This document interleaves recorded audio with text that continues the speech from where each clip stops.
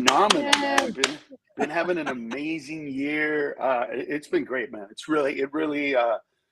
I've been rejuvenated. Like a lot of things happened at the same time, and it's just like an explosion, you know. So it's been great. And you know, look, I have family in Chicago.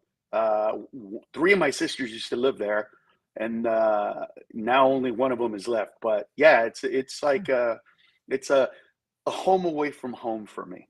It's one of my favorite. It's my favorite big city to perform in, because you're a big city, but you guys have a literal Midwest mentality, and because you have extreme weather, seriously, because of the extreme weather there, because you have like a spring, a fall, a winter, a summer that are real. You guys are used to life being life. Here's an example. No other city in America, there is none, period, end of story, where the Cubs would be selling out for 100 years and not win a championship. There's no other city. There's no other city where that happens. Only Chicagoans have that, like, oh, we'll get them next year for like 100 years. Right.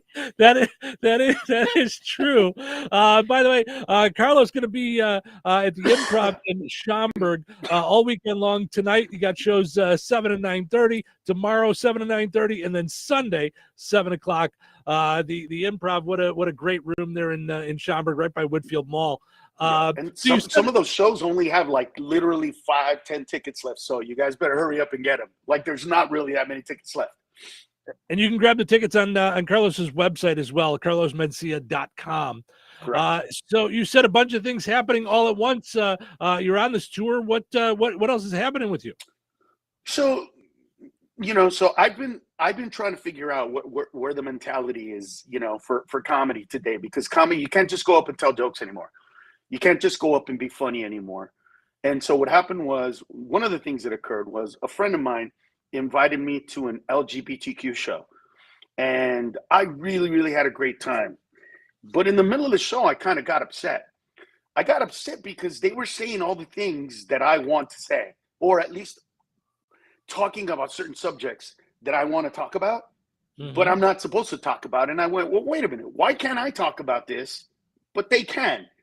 And then I started exploring the Black shows, the Latino shows, you know, all of these concept shows, like, hey, if you're a Middle Easterner, come and check out this show. Hey, if you're a Jew, come and check out this show.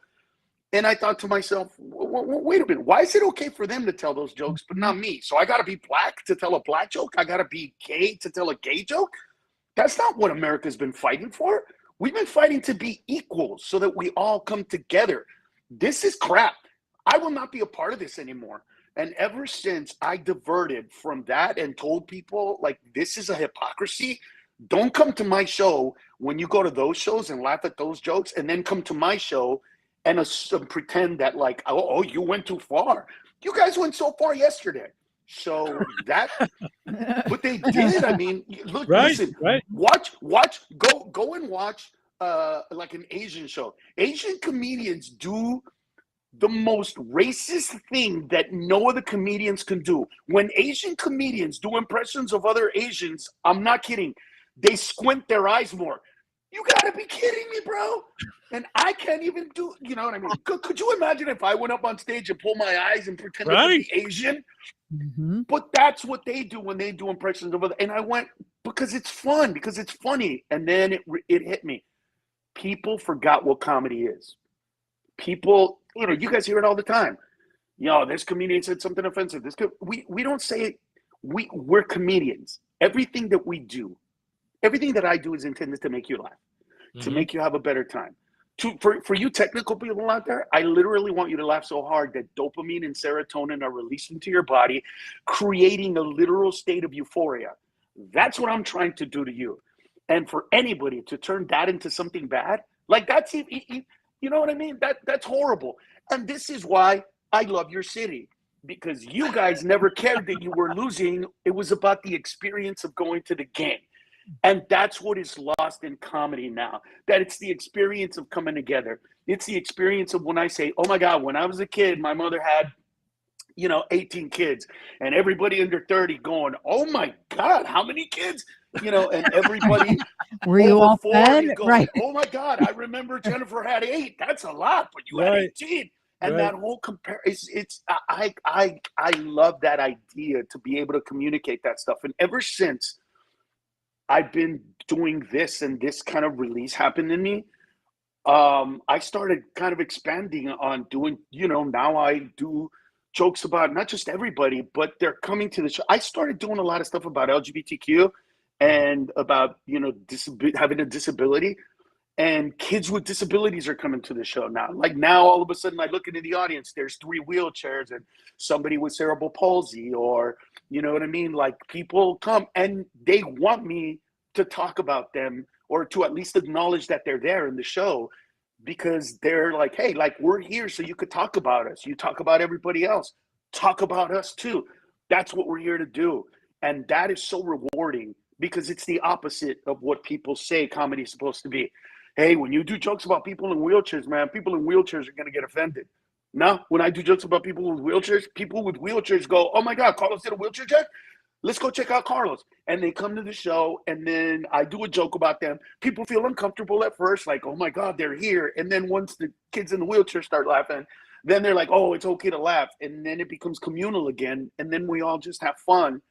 And then, believe it or not, in the past year or so, the biggest complaints that I get as a comedian right now is, why didn't you make fun of, and then proceeded by whatever that person is. So last night I did a show, and this guy literally came up to me after the show, and he went, "Listen, I love your comedy, but you don't do joke about Latvia. Why don't you do joke about Latvia? Latvia is very funny." You left the Latvians out. I am so sorry, How much do you have to Latvians. get now? Right. I am so sorry, Latvians. And I had to tell him, like, listen, bro, the old people, when I say Latvia, they're going to think you're Ladka from Taxi. And the young people have no idea where it is. Like, you're talking to a country where we almost don't know north, west, east, and south, for Christ's sake. You really believe we know Latvia? Sure. And so that rewarding part is where I'm living, and it's so fun to be comedic now, because now I feel like I can talk about anything again. And if anybody pretends to get offended, I could tell them, no, because you take these jokes from somebody else, and everybody just lets loose and goes free. And now we can talk about, stupidity, like the real thing we need to talk about, the dumbness of people, the simplicity of people, the fact that people complain. We live in okay, here's something I don't understand. Take somebody that's far right or far left, who's talking about how America's broken, all right? And just take their exact words, whatever they say about America, it's broken, we're not going to survive, and then put that in Europe and give it a French accent, and I guarantee you that those same exact people would be repudiating the exact words that came out of their mouth, but because it came out of the accent of somebody else's. So when it's like, this country's ruined and we need change and we need to fix it, if it was some French guy going, "America is broken, you need change, you need to fix it," those same people would be like, "Let me tell you something, you don't know what you're talking about, Frenchie. There's a greater goddamn country in the world, and we will invade your ass if you ever speak to that way again." And you could be like, "But I was just quoting you. These were your words." "Well, I can say it, but you can't." It's like, so that.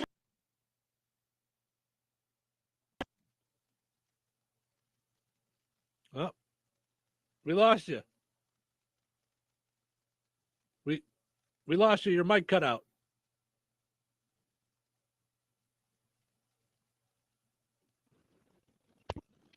Honey, you don't need to just leave it there or something.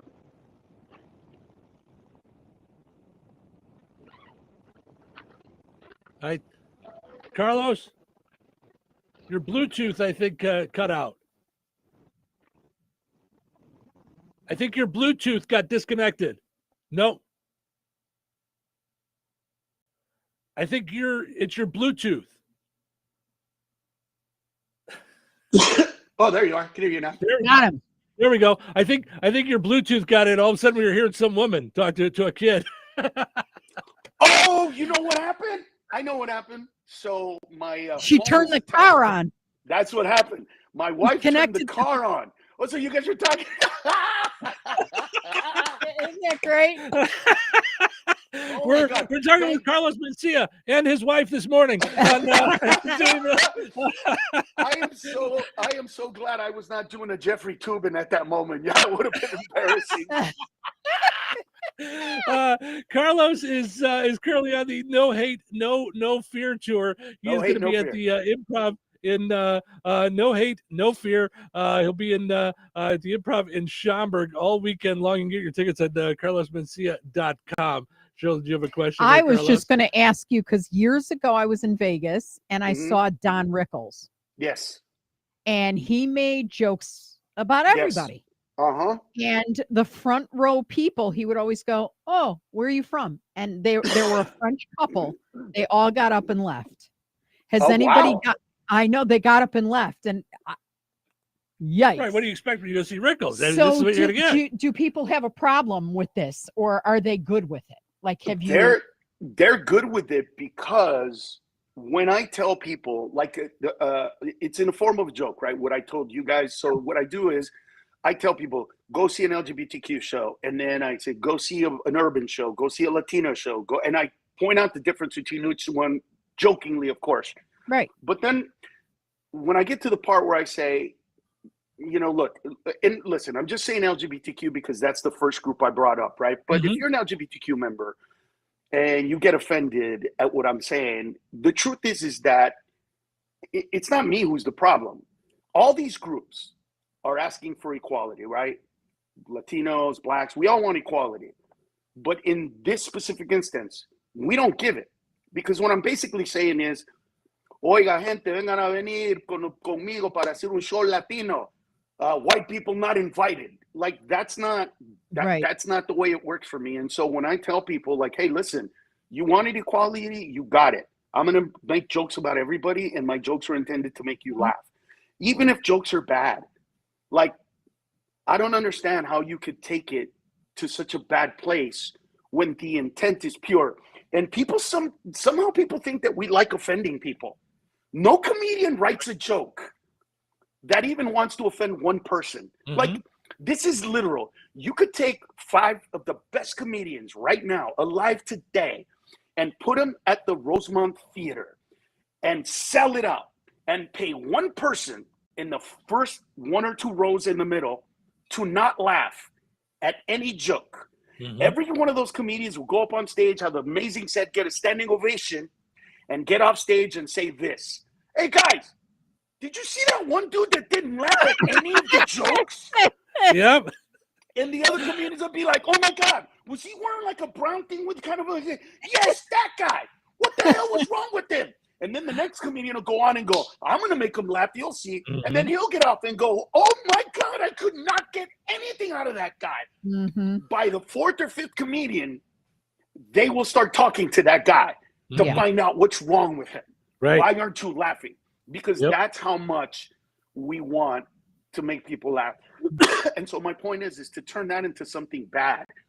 To draw an analogy, because of what I've done for a living, you know, being a quote unquote celebrity, I've had a pretty decent sex life. Thanks for sharing. Well, I've had some, you know, let me put it this way. I've had some sex that wasn't that good. But I never wanted to cancel somebody afterwards, no matter how bad it was. I appreciated the sentiment. Oh, thank you for trying that move. It hurt, but I appreciate it. Thank you. I never, ever, ever ended a sex session by like, I'm going to go online and cancel you and tell everybody how bad you are. How dare you try that thing with your fingers in the boom bitty. No balloons ever in the like, that message is being received right now more than ever because people look, and here's another hypocrisy about the comedy thing. And by the way, going back to Rickles, it's funny because I bought my father before Rickles passed away. I bought my mom and dad tickets to go see him. And when my dad came back, he was upset that Don didn't make fun of him. Like, Oh, yeah. that was his issue. Mhm. He didn't have any Mhm. problems with that. But he was like, Mijo, can you imagine if he talked to me with this accent? I go, yeah, I do. Because I make fun of it all the time, and you're my Yeah. dad. So it's Uh, like, I can imagine today people are getting angry at being told that because we choose to laugh, right? yeah. That we're bad people. Mhm. Now, this is going to sound serious. It's not. And this is my point of saying what I'm about to say. I do a joke about how I am part of the Catholic Church, but I am part of those kids that you heard about. And this joke is really, really funny. But my point is that without comedy, for me personally, I wouldn't be able to tell that joke and that story and go through the catharsis of it and come out at the other end of it laughing and Mhm. having a better perspective about it instead of being depressed and sad and non-communicative. Right. And, you know, the other day, somebody came up to me and said, I can't believe that you are blasé about doing a joke about, you know, molestation in the church. And I said, I'm still a Catholic. And he said, but I can't believe that you just go up on stage and make a joke about it. He said, I'm 42. I haven't had a decent relationship, haven't had a long-term girlfriend, not married, all because of that.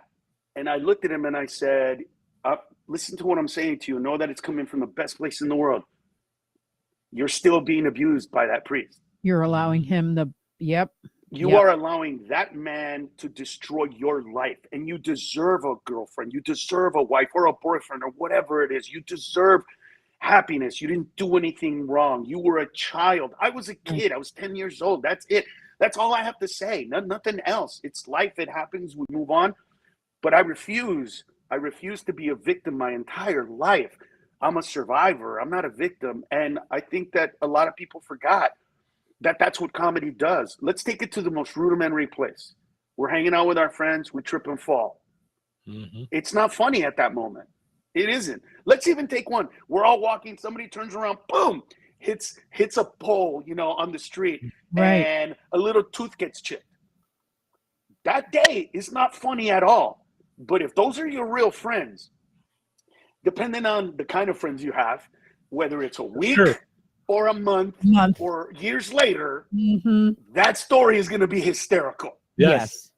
That's what comedy can do. It can take, man, I can't believe I have a chipped tooth and I almost, to like, what is it? Do you remember when you broke and I hit it in my tooth? Right, right. And Kevin is like, I never wanted to say it. It went in my mouth. No, yes, your tooth went in my mouth. Oh my God. Yeah. And then all of a sudden it becomes something different. It becomes the Right. story that the caveman used to tell around the fire way Mhm. back in the day to make it palatable for the Mhm. guy who tripped and almost got eaten by the tiger. Oh, he almost got eaten by the tiger. But we killed him. And everybody, like, that's where the origins of certain types of comedy come from. And I think that people forgot about that and wanted to be sane and cute. And look, last year describes it all to me the way it went down. For me, last year comedically started with somebody going on stage and physically assaulting a comedian for using words, Mhm. right? Whoa. Will Okay. Smith. Right, Will Smith, Oh, okay. right? Literally started with that.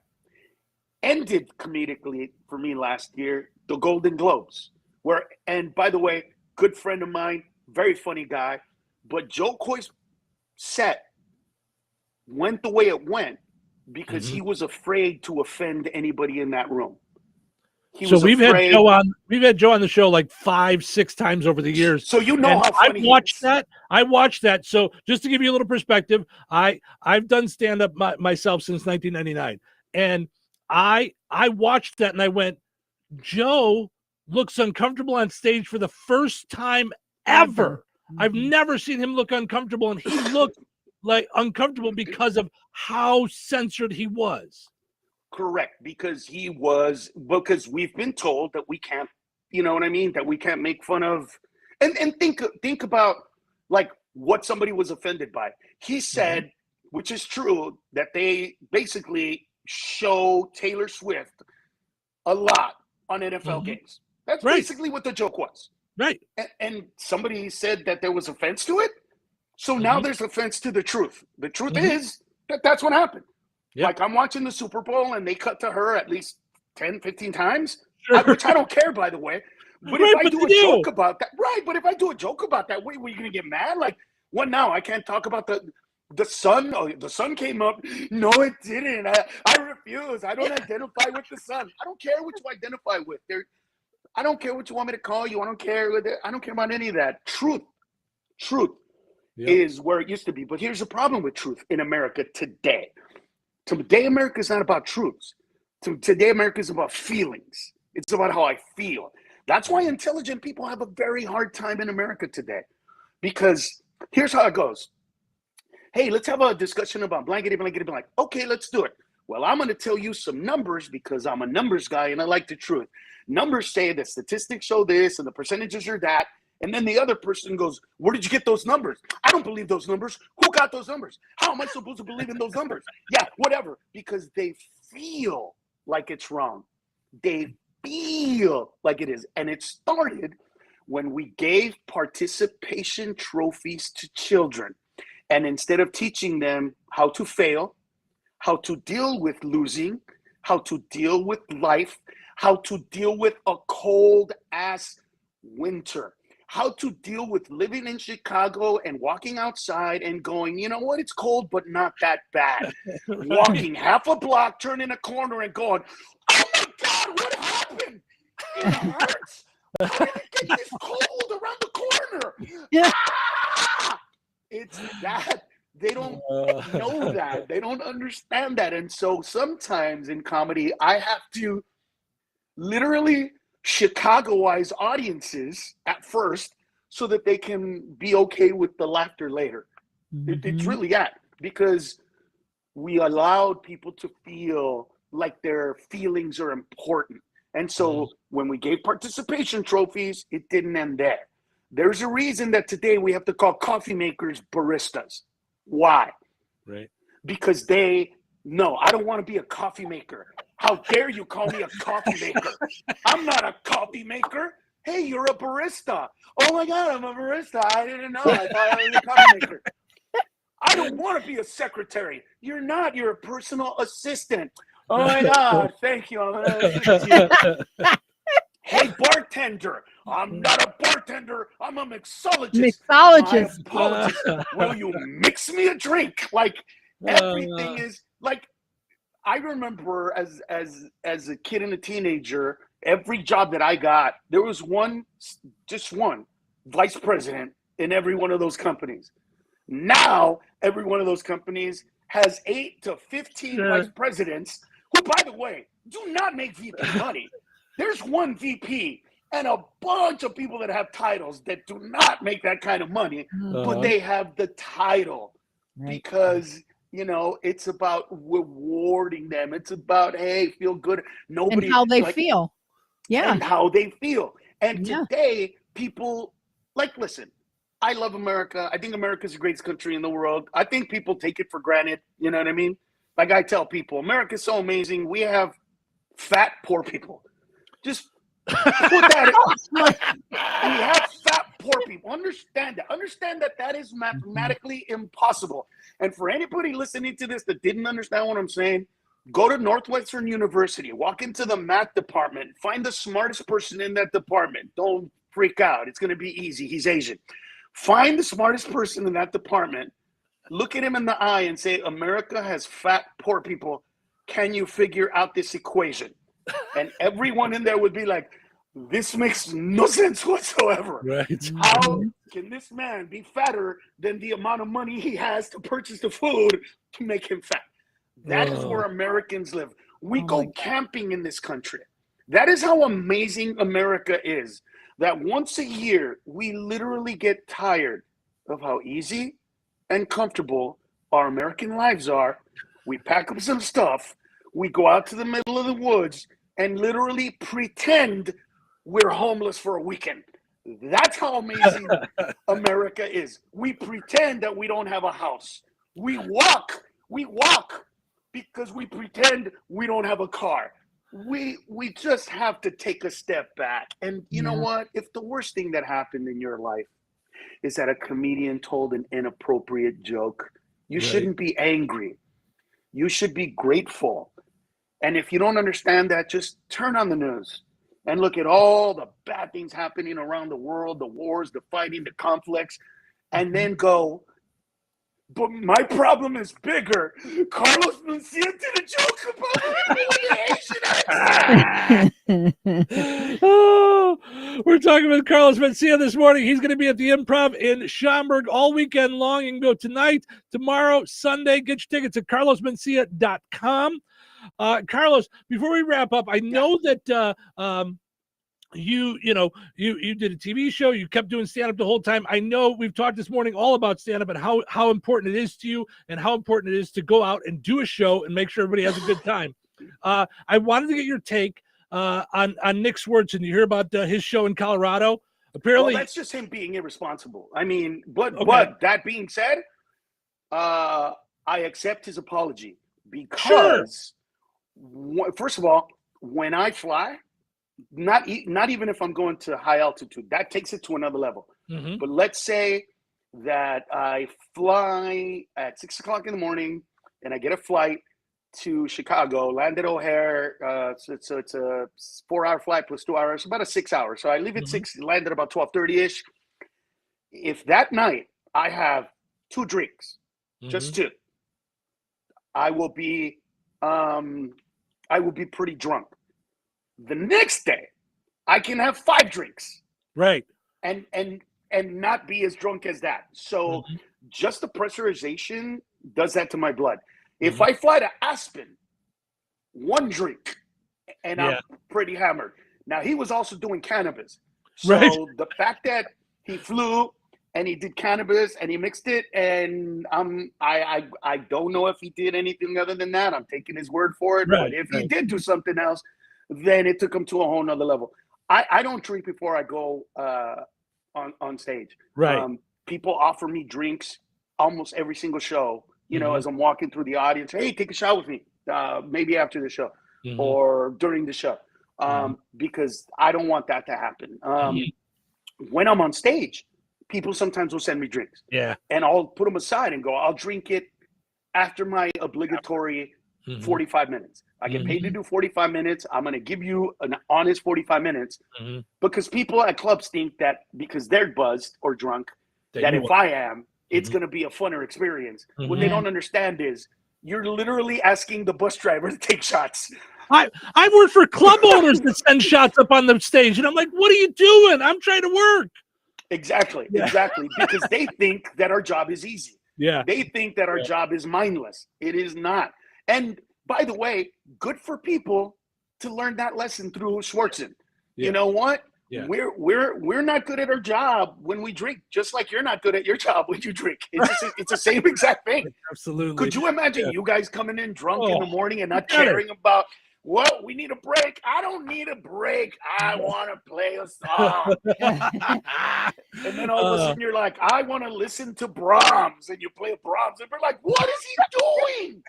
Yeah, it doesn't work that way. But his was, look, I think it snuck up on him. I hope that that's what happened. I believe that that's what happened because I do know the flight and I do know being up in high altitude. It does the same thing for me. You get drunk a lot faster than normal. And so, but it's good for people to understand that, hey, you know what I mean? Don't get us drunk. We're not that funny. Sure. I've been known to pull down my pants when I get drunk on stage. Yeah, much so that last week I was in Boston and an older lady who later I found out was 82, yelled out, "Pull down your pants, son!" And I was like, "What?" And she's like, "I heard that when you get drunk, you'll pull down your pants. I sent you a shot. Pull down your pants." And I'm like, how old are you? Easy, like, Nana, easy. I know, bro. I'm getting hit on by grandma, bro. I'm getting hit on by grandma. And knowing me, if we ended up having a sexual time, I wouldn't complain about it because we already know my rules. He wouldn't cancel her no matter what. I wouldn't cancel grandma. Carlos Mencia out at the Improv in Schaumburg all weekend long. Go to carlosmencia.com for tickets.